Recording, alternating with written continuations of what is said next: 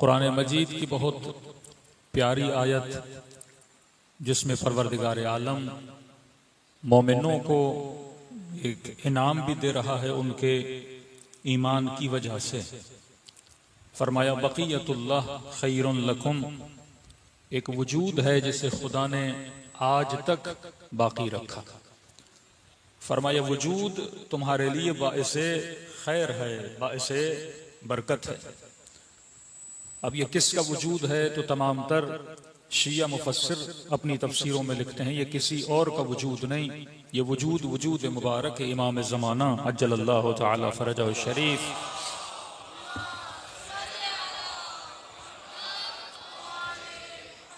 अब फरमाया जो भी इस वजूद को मानेगा, अल्लाह का एक मुजदा, एक वादा है कि खुदा उसकी जिंदगी में खैर को नाजिल करेगा, खुदा उसकी जिंदगी में बरकत को नाजिल करेगा।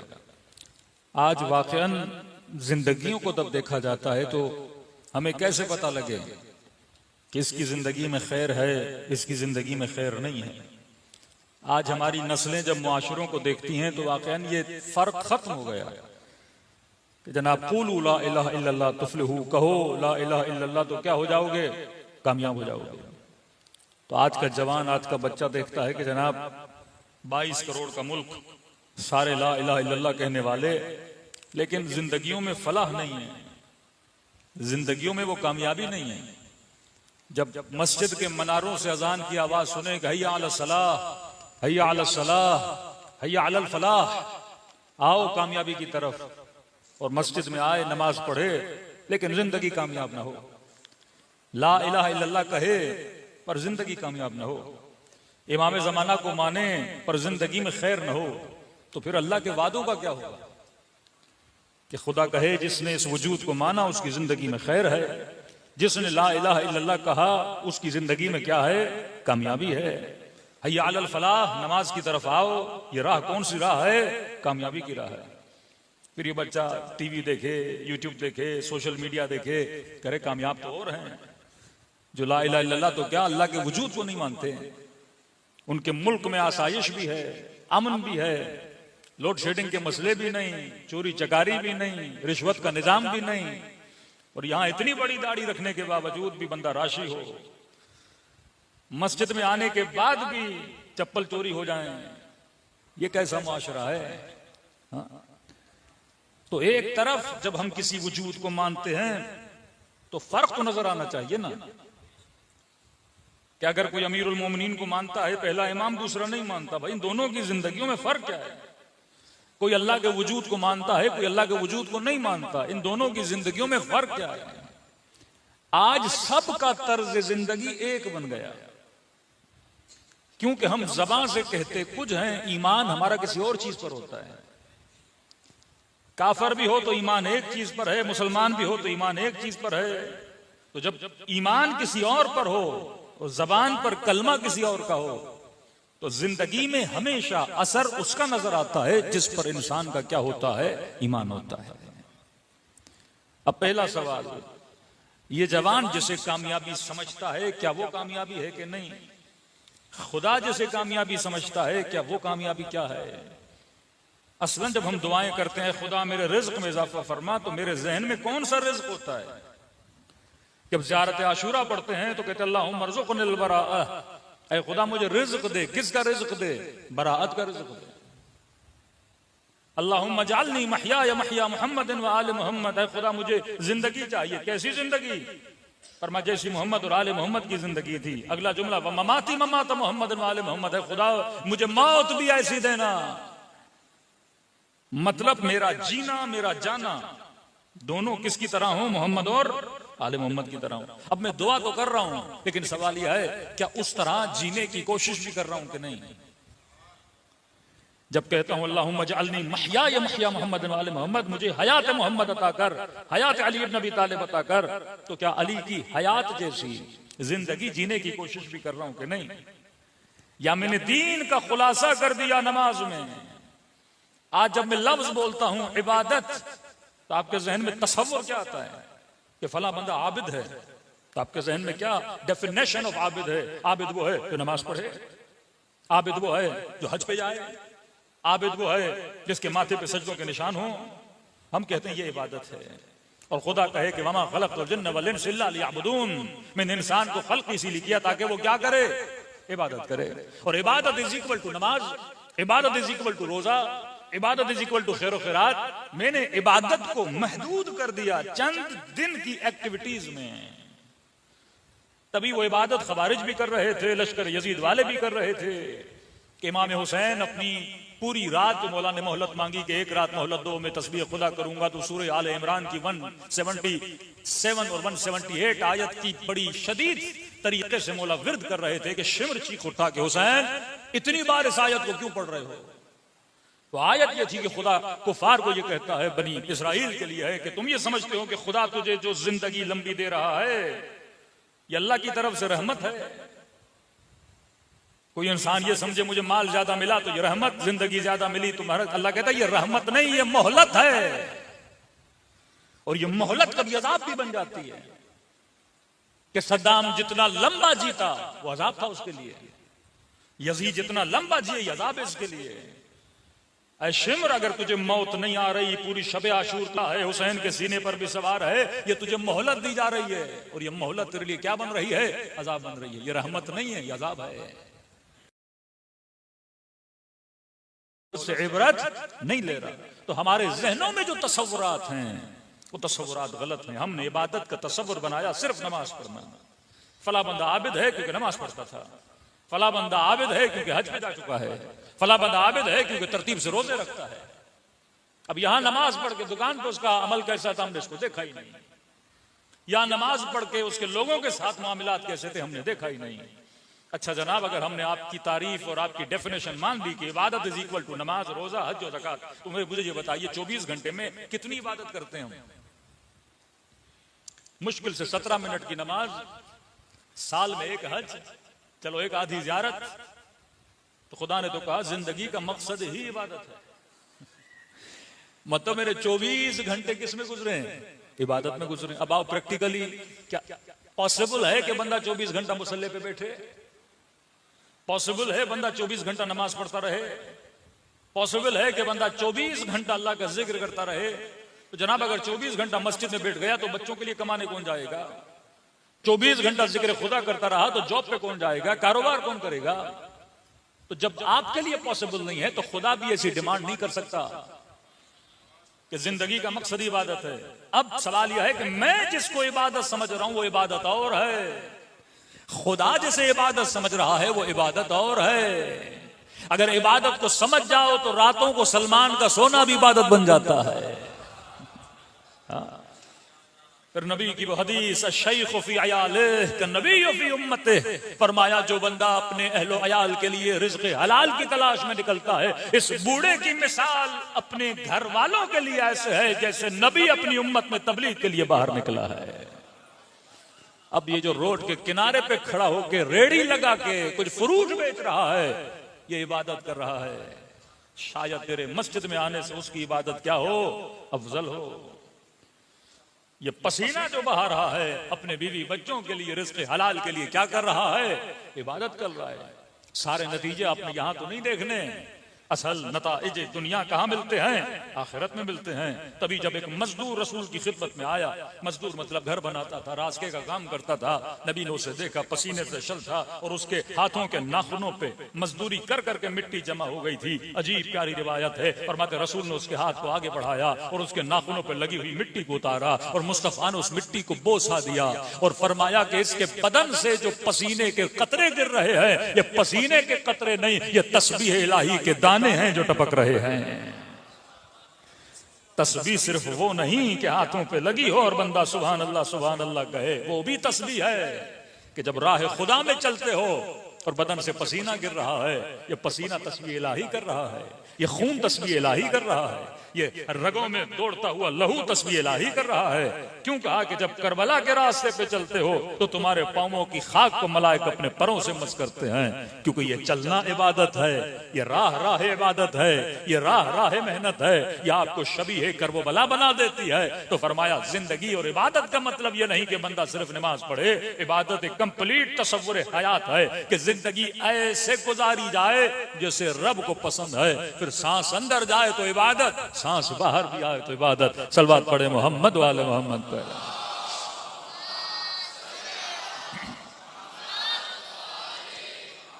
वह अज्जल फरजहुम, तभी वो शख्स कहता है कि मोची था।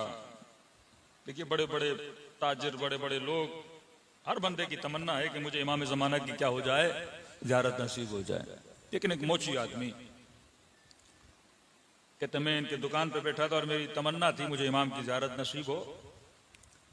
तो कहते मैंने देखा कोई शख्सियत आई इनकी दुकान में और इन्होंने अपना जूता उतार के इस मोची को दिया, कहा कि मेरे जूते पे टाका लगा लें। तो मोची ने कहा आप थोड़ा सब्र कर लें, 2 जूते आपसे पहले कोई देकर गया है, पहले उनका हक है कि मैं टाका लगा, और मैंने उनको वादा दिया है कि जनाब इतनी देर में आप आ जाएं, आपके जूते को टाका लग जाएगा। तो इन्होंने कहा मुझे जल्दी, आप जरा मेरे जूते को टाका लगाएं। इन्होंने कहा ये मैं नहीं कर सकता। आप देख रहे हैं मैं कौन हूं, मेरी शख्सियत को देखें, मैं सैयद हूं, सैयद बुजुर्गवार, आपका एहतराम दिलो जान पर, लेकिन बारी उनकी है, मैंने क्योंकि उनको वादा दिया है, वादा खिलाफी नहीं कर सकता। कहते सैयद मुस्कुराए और आके मेरे साथ बैठ गए। कुछ कलाम इन्होंने मेरे साथ किया और आखिर में उन्होंने जूते को टाका लगाया और ये सैयद बुजुर्गवार चले गए। और इस मोची ने उनकी 10 बोसी की, कदम बोसी की। जब दुकान से निकले तो मोची मेरी तरफ मुतवज्जे हुआ और कहा कि कितने सालों से तुझे तमन्ना थी कि इमाम ज़माना की ज़ियारत हो जाए, अभी इमाम आए भी थे और तूने इमाम को पहचाना भी नहीं। कहा अजीब बंदे हो, मौला जूता दे रहे हैं और तुमने 2 जूतों से मना कर दिया। कहा मौला यही देखने आए थे और तुझे बताने आए थे कि मैं अपनी ज़ियारत उसे करवाता हूं जो अपने वादे पे वफा करता है। कहा खुद मौला ने मुझे बताया कि ये आदत तुम्हारी हमें बड़ी पसंद है, तो तुम्हें बतलाने के लिए मौला आए थे कि देखो ज़ियारत उसे करवाई जाती है जो बंदा क्या करे, लिमन ला अहद ला दीन ला, जिसका वादा नहीं उसका दीन नहीं है। तो मुसलमान मुसलमान कहलाता है अपनी जबान की वजह से। रसूल हिजरत करके जा रहे हैं, अमानतें कुफार की हैं, अली को मौत के बिस्तर पे सुला के जा रहे हैं कि काफरों को अमानतें क्या करना, वापस करना। ये तभी रिसालत में आपको इतना दर्जा मिलता है क्योंकि नबी है, साहिब अमानत है, ये अमीन है। तभी चौथे इमाम क्या फरमाते हैं, फरमाते अगर मुझे वो खंजर दिया जाए, अगर मुझे वो खंजर दिया जाए जिस खंजर से मेरे बाबा का गला काटा गया था, मैं उस खंजर में खयानत नहीं करूंगा। जो देकर गया है उसे टाइम पे क्या करूंगा, वापस करूंगा।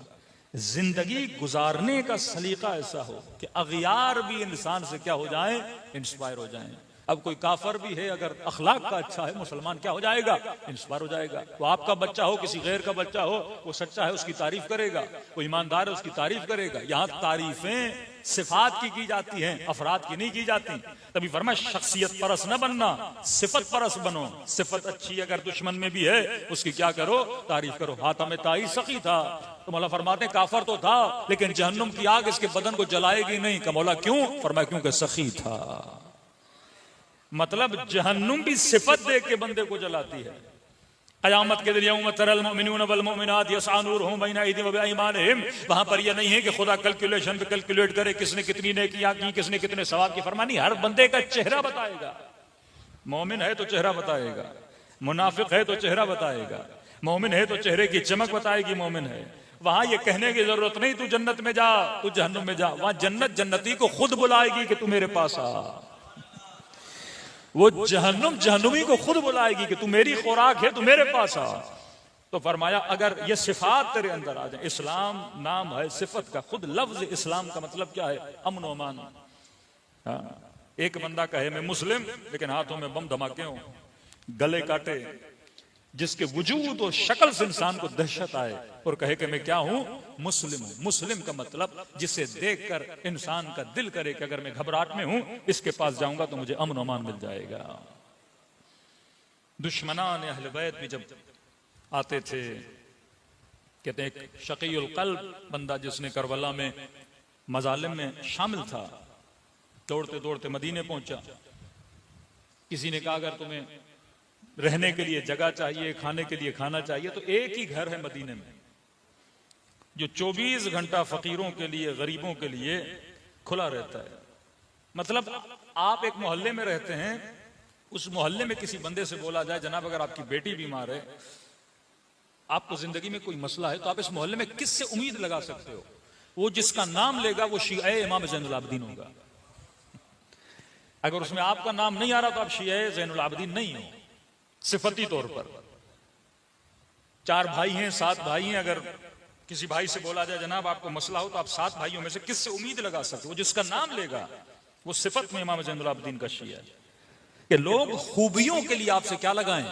उम्मीद लगाएं कि अगर मैं कहीं पे अटक गया, कहीं पे फंसक गया, तो ये वाहिद बंदा है जो मेरी मदद करने को आ सकता है। तो कहा कि एक ही घर है मदीने में जिसके पास जाओगे तुम्हें खाना भी मिलेगा, जगह भी मिलेगी। कहते आगे इमाम ज़ैनुल आबिदीन के पास, गालिबन शायद शुरू में जानता नहीं था या जो भी था, दरवाजे पे दस्तक दी, घर के अंदर आ गया। इमाम ने अपने नौकरों को बोला कि इसे खाना दिया जाए। घर की बैरूनी में कमरा दिया, वहां पे रहा 1 से 2 दिन। तीसरे दिन जब जाने लगा तो इसे पता चल गया कि ये कौन है, ये अली इब्न हुसैन है। तो जब जा रहा था तो इमाम ज़ैनुल आबिदीन ने कहा कि अब वापसी कर रहे हो, कोई सवारी है तेरे पास? इसने कहा नहीं, सवारी नहीं है। तो मौलाना ने कहा ये सवारी खड़ी है, ये साथ ले जा। कुछ पैसे दिए, ये साथ ले जा। कुछ खाना दिया अपने नौकर को, भूखा ऐसे दे, ये साथ ले जाए। जब ये निकलने लगा ना तो इसने इमाम ज़ैनुल आबिदीन को कहा कि लगता है कि आपने मुझे पहचाना नहीं है। हाँ। मौला की आंखों में आंसू भर आए। फरमाया तू ये समझता है मैंने नहीं पहचाना, मैं तुझे कभी भूला ही नहीं। का तू वही है जिसने मेरे अकबर के सीने में बर्छी लगाई थी। हाँ। फरमाया इतना कुछ जानने के बावजूद भी ये अखलाक। फरमाया तुमने करबला में वो किया जो तेरा किरदार था, मैंने आज वो किया जो मेरा किरदार था। सूरज है ना रोशनी देगा, बल्ब है रोशनी देगा, गटर है बदबू देगा, तेरे अंदर जो है वही बाहर निकलता है। शाम से आया, इसका दिमाग भर दिया गया था कि अली इब्न अबी तालिब अलियाज़ बिल्लाह नमाज नहीं पढ़ते। इमाम हसन बाजार से गुजर रहे थे, जैसे निगाह हसन इब्न अली पे पड़ी, कहते हैं जो इसके मुंह में आया इसने अमीरुल मोमिनीन को गालियां दी, सबको शितम किया, फलां के बेटे, फलां के बेटे, फलां के बेटे। कहते हैं इतना बोला कि इसका मुंह खुश्क हो गया, झाग बाहर निकल रही थी।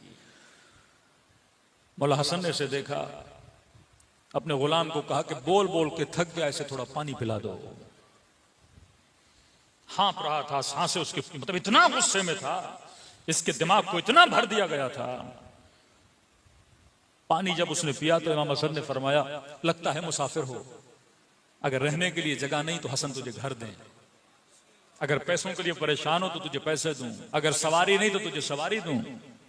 जब इमाम ने ये बातें करना शुरू कर दी तो ताज्जुब से कहता है हसन इब्न अली में गालियां दे रहा हूं और तू नेकियां कर रहे हो। का तू जहां से आया है, जिसने तुझे जो सिखाया है तू वो बता रहा है, मैं वो कर रहा हूं जो मुझे बाबा अली ने बताया है।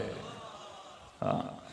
कहते फौरन मौला के हाथों को चूमा और फरमाया अगर तरबियत हसन ये है और अली ने ऐसी तरबियत की है तो मैं आपके हाथों पे बेअत करना चाहता हूं।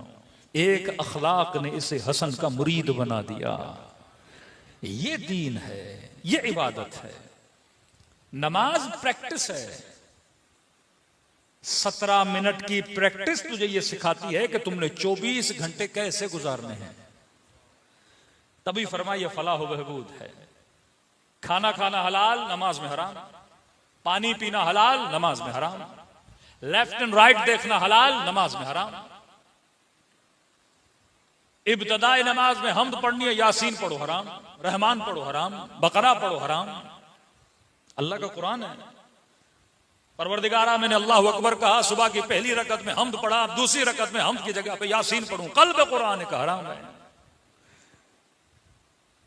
परवरदिगारा नमाज इशा में सूरह रहमान पढ़ूं, जन्नत का जिक्र का हराम है। अगर मैंने हम्द कहा तो हम्द पढ़नी है। फलसफा क्या है? तो देखो दोनों हाथों को उठाते हो, कहते हो अल्लाह अकबर। निगाहें वहां रखो जहां मैं कहूं, हाथ वहां रखो जहां मैं कहूं। खाना खाना हलाल है लेकिन 2 मिनट के लिए खाना तुझ पे हराम है, पानी तुझ पे हराम है। खुदाया हमद की जगह पे यासीन पढ़ूं का नहीं, हमद ही पढ़ोगे। क्या ट्रेन किया जा रहा है? मतलब 17 मिनट ऐसे रहो जैसे मुझे पसंद है। 17 मिनट ज़बान से वो कहो जो मुझे पसंद है। कमर को ऐसे झुकाओ, सर को सजदे में ऐसे डालो, मतलब पूरा बदन की एक्टिविटी, हरकत और सकनात वैसे चले जैसे तुम्हारे रब को पसंद है। अब जब कहते हो अस्सलाम वालेकुम और रहमतुल्लाहि व बरकातुहू, मतलब इस बिलीव पर पहुंचो कि अगर तू 2 मिनट रब की मर्जी पे उठ भी सकता है, खड़ा हो भी सकता है, तो 24 घंटा ऐसा क्यों नहीं कर सकता?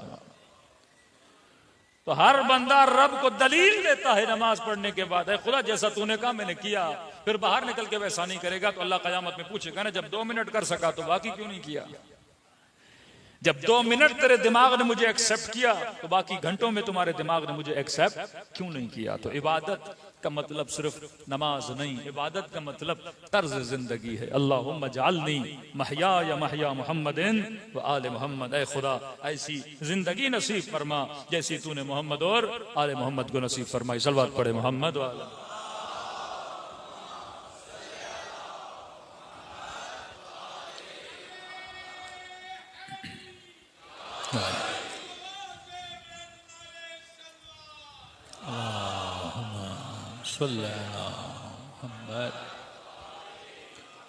तो जनाब एक वो दीन है जो हमने पैदाइशी लिया, जिसे हम इस्लाम कहते हैं। एक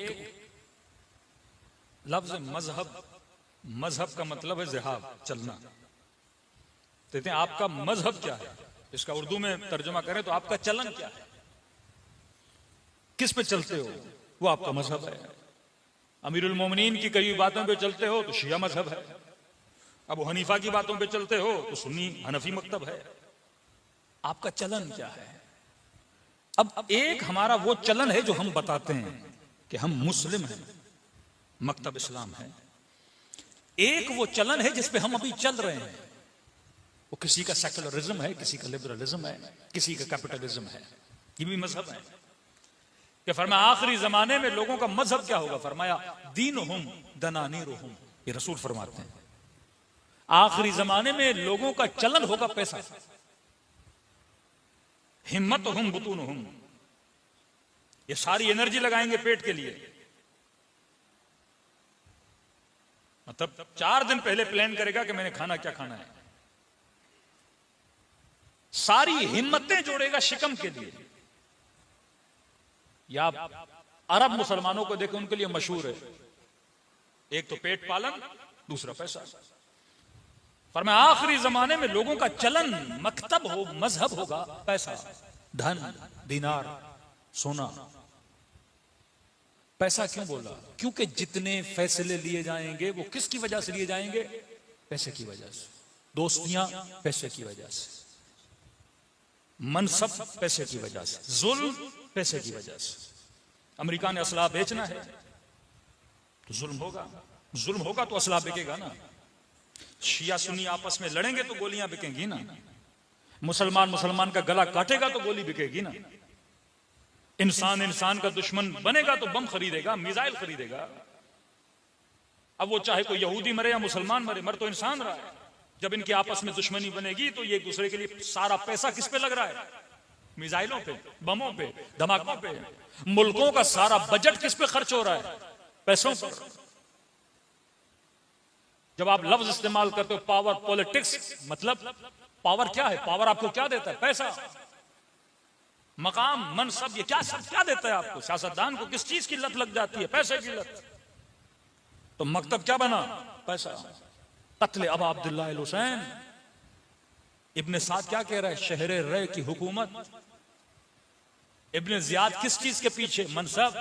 शिमर किस चीज के पीछे? पैसा। फरमाया आखिरी जमाना दीनुहुम दनारीरुहुम। देखिए एक मुसलमान खातून हिजाब करती है, इससे काफर को क्या नुकसान है? भाई एक मुस्लिम लड़की है, सर पे दुपट्टा पहन रही है, बुर्का पहन रही है या बोरी पहने, जो भी पहने, आपका क्या जाए, उसकी इंडिपेंडेंट लाइफ है। मेरी मर्जी में दिशदाशा पहनूं, पैंट शर्ट पहनूं, आपको क्या नुकसान है?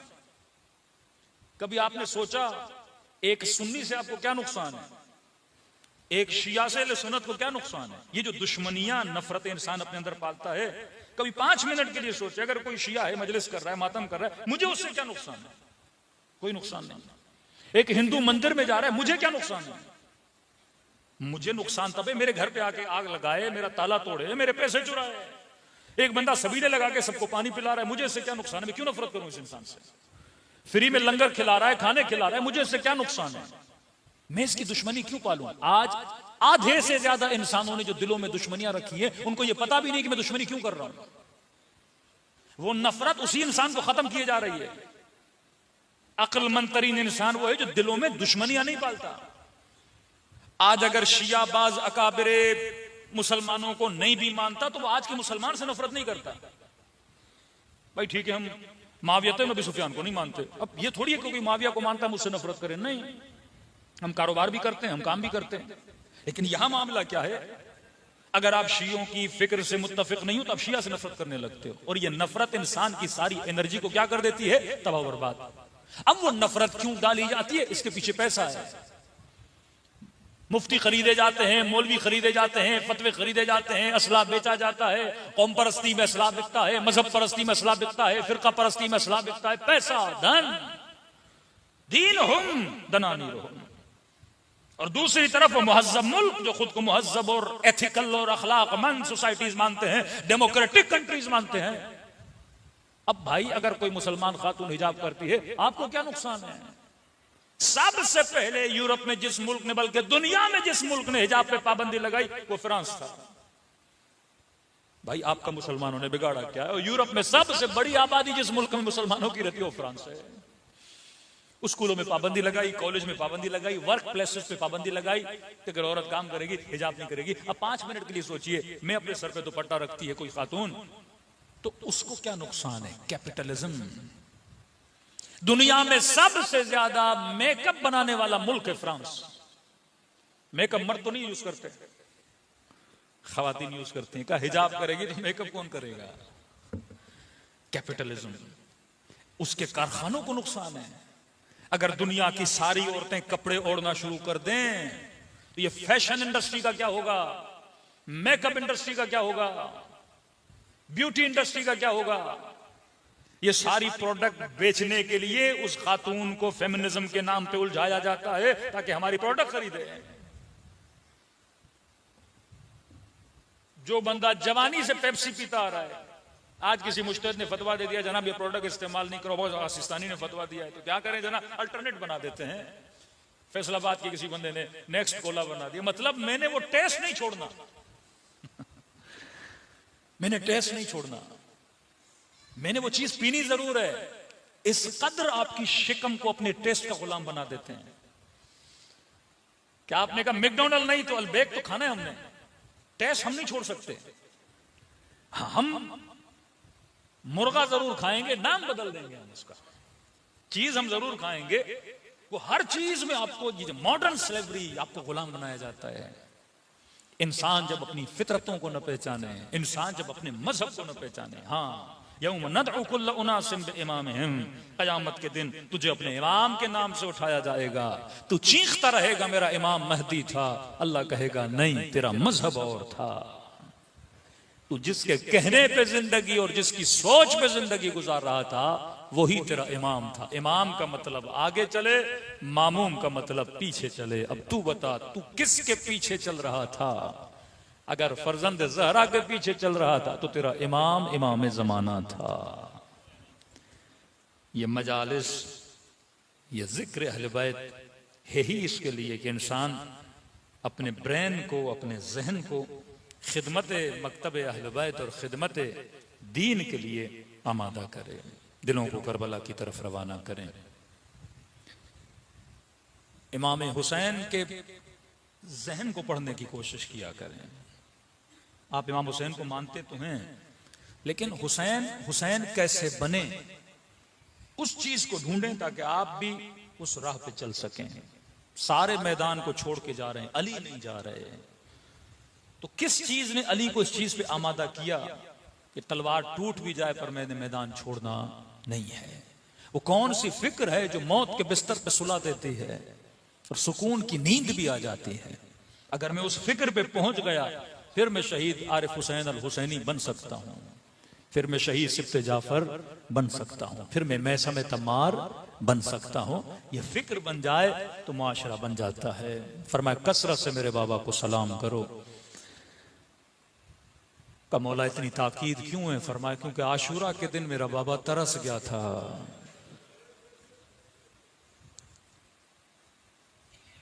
देखिए एक छोटा सा आलिम भी होता है ना, छोटा सा आलिम हो, हर बंदा उसके लिए दरवाजा खोले, कोई हाथ चूमे, कोई इल्तमास से दुआ कहे, तो उसको आदत पड़ जाती है अगर मैं किसी इमाम बारगाह में जाऊं तो 4 मोमिनीन आए और मुझे सलाम करें।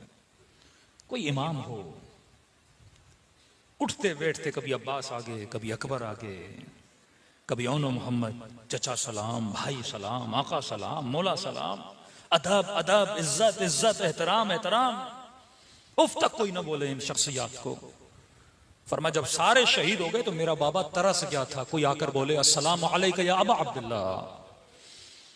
का इतनी तौहीन की मेरे बाबा की, कहते थे ये बागी है, इसे कोई सलाम है। अरे तौहीन इससे ज्यादा कि शिमर अपने जूतों के साथ हुसैन के सीने पे बैठ जाए। मक्तल के जुमले हैं, अश्शिम्र जालिसुन अला सदरिह।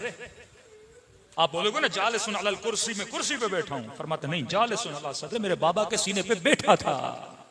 आखिजुन बिल्लाहियते, हाथ में मेरे बाबा की दाढ़ी को पकड़ा हुआ था।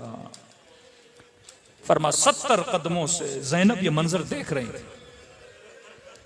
कैसे बर्दाश्त करे कोई बहन कि मेरे इमाम जमाना के सीने पे कोई लई बैठा है, वो दाढ़ी जैसे लोग चूमे, जिसके कतरों से लोग शफा लें, जिसके कदमों की खाक से चश्मे जारी हों। फरमाया उन्होंने इज्जतों को पामाल करने की कोशिश की। अब जो तू आकर इज्जत हुसैन करता है, उसकी जरी का इतना एहतराम, उससे मनसूब अलम का एहतराम, उससे मनसूब इमाम बारगाह का एहतराम, ये इज्जत हुसैन है। का तू यहां इज्जत करता है, खुदा की आवाज आती है अगर मच्छर के पर के बराबर भी तेरी आंख गीली हो जाए। फरमाए सांसों की इतनी इज्जत है, ये जहन्नुम की आग को बुझाने की ताकत रखता है। दिलों को करबला ले जाएं चंद जुमले मुसीबत के, ताकि ज़ियारत सवाब अब आप जिल्ला लेकर फर्श अज़ा से उठें। जिसे सलाम आता है मेरे साथ पढ़ें, जिसे नहीं आता नाम हुसैन तो सबको आता है। अपने बच्चों को ये सलाम याद करवाएं ताकि ज़बानें मुअत्तर हों बनाम अबा अब्दुल्ला। अस्सलाम अला हुसैन व अला अली इब्न हुसैन व अला औलाद व अला अस्हाब, सब मिलके अस्सलाम अला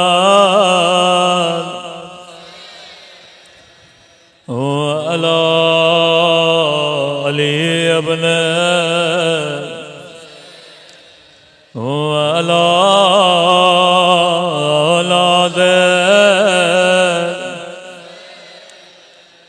अला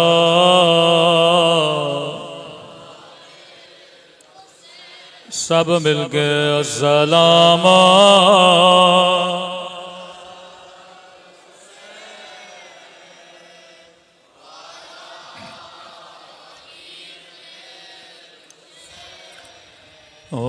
अला औलाद हुसैन अला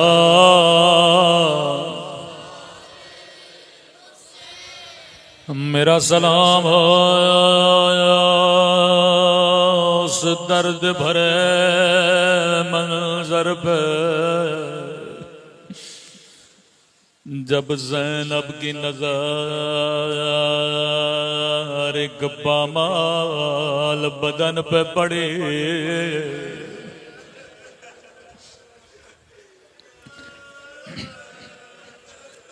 मुझे नहीं पता इस बदन की कैफियत क्या थी, लेकिन मक्तल के जुमले हैं जो बहन 50 साल हुसैन के साथ रही हो, जिसने निकाह में शर्त रखी अब्दुल्ला जहां जहां मेरा हुसैन जाएगा मैं ज़ैनब भी जाऊंगी। अगर आप में से किसी ने किसी मोमिन को 10 साल पहले देखा हो, आज अगर कहीं नजर आए फौरन कहोगे मोमिन मैंने आपको पहले कहीं देखा था। अजब जिस बहन ने 50 साल हुसैन को देखा, मक्तल के जुमले गए जब भाई के बदन पे पहुंचे, बड़े ताज्जुब से कहा अंता खे, क्या तू ही मेरा भाई हुसैन? ज़ैनब भाई को पहचान न सके, कभी कहती थी क्या तू ही मेरा हुसैन है, क्या तू ही मेरा माजाया हुसैन है। अल्लाह जाने बदन के साथ ऐसा क्या किया। रिवायत के जुमले हैं लही जब घोड़े दौड़ाने के बाद वापस गया, कहने लगा इब्ने साद जब मैंने हुसैन के बदन पे घोड़े दौड़ाए मेरे हुसैन की पसलियां टूटने की आवाज सुने थे।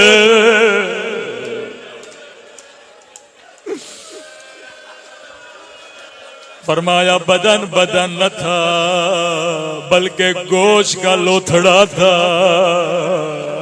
निगाह आसमां की तरफ बुलंद के फरमाया मेरे अल्लाह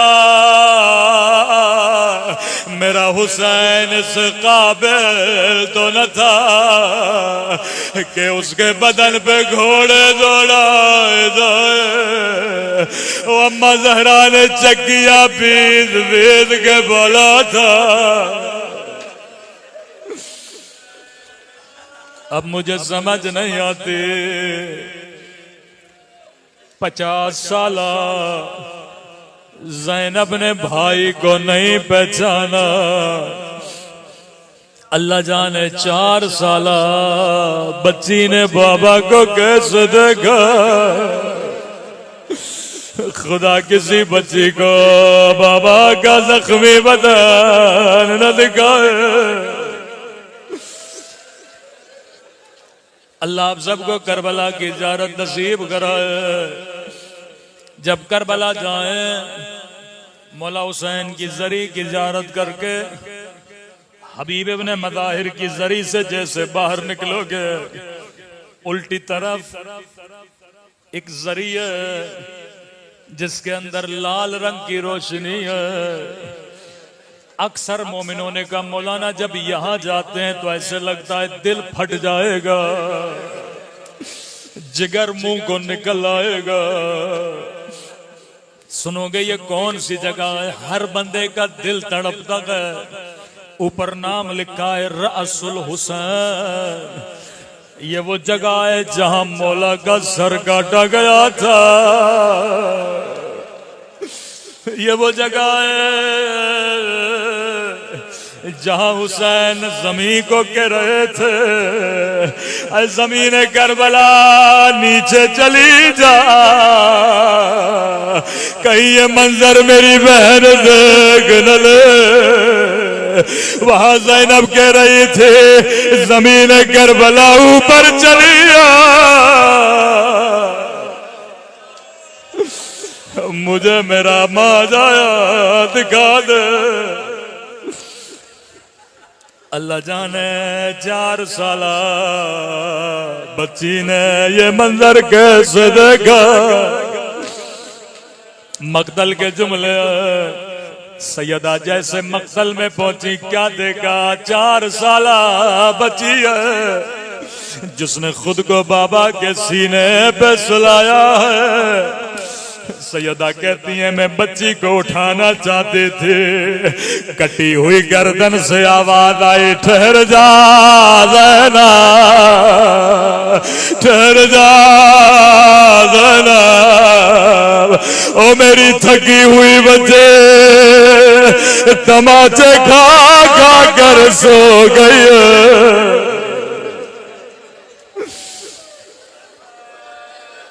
सैयदा बदन के साथ बैठ गए, दारो गद्दार रोने लगे। कहती हैं जब बच्ची की आंखें खुली, बस इतना पूछा सकीना, मैंने भी बाबा को नहीं पहचाना।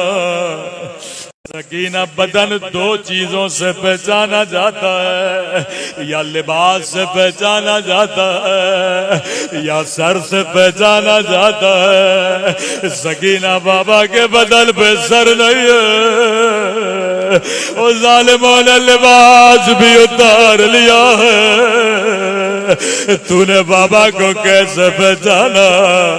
कहती है पुप्पी अम्मा, जब मैं गोदी कत्लगाह में आए मुझे कहीं बाबा नजर नहीं आया।